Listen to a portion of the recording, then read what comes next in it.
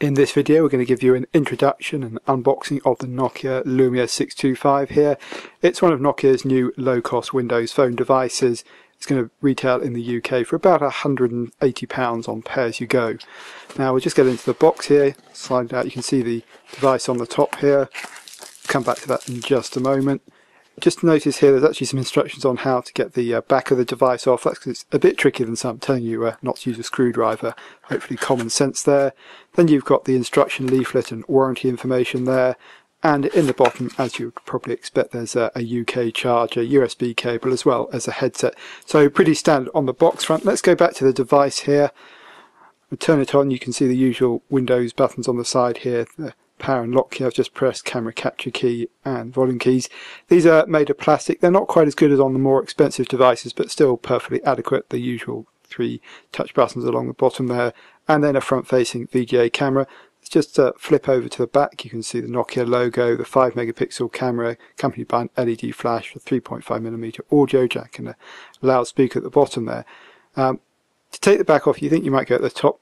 That doesn't work. You actually have to go to the bottom, get your fingernails underneath it and just pop it off. You can see here this is actually kind of a dual shock shell, a bit like the Lumia 620. It's actually a slightly lower cost version. You've got layers of polycarbonate here, white on the inside and then red on the outside. It does give it a slight glow in certain light conditions, but it's a pretty minor effect. This is the orange version. It also comes in bright green, yellow, black and white. Now looking at the back of the device itself here, you can see it's a completely sealed unit. In there is a 2000 mAh battery, giving pretty good battery life actually, but as I say, it is completely sealed in. There's the micro SD card slot, so for expandable memory there's 8GB of internal memory, and the SIM card slot. So we'll just pop this cover back on again. Inside there's also a 1.2 GHz processor. That's actually slightly better than the other low-cost devices, but that's because this is an LTE device. So the chipset inside here is actually the Qualcomm Snapdragon S4. It's the MSM 8930 model, 512 megabytes of RAM. But as I say, that is because of the LTE connectivity. It spans 23 and 7, so actually pretty versatile LTE handset, plus the usual 3G and GSM stuff as well. So we come back to the front of the device here, you can see it on, and obviously the dominant feature of this device is really the big screen. It's 4.7 inches on the diagonal. It's an LCD IPS screen. In terms of pixels per inch, it's pretty low, 200, but for me that's not a big deal on a low-cost device. I think, be aware of it. Maybe a personal preference that you want something higher resolution, but in day-to-day use I don't think it's a big deal, particularly on Windows Phone. More of an issue maybe is the quality of the screen itself. I would say this actually lags behind the 620 and the 720. It's more akin to the 520, but of course you are comparing a much bigger screen, so it's difficult to tell.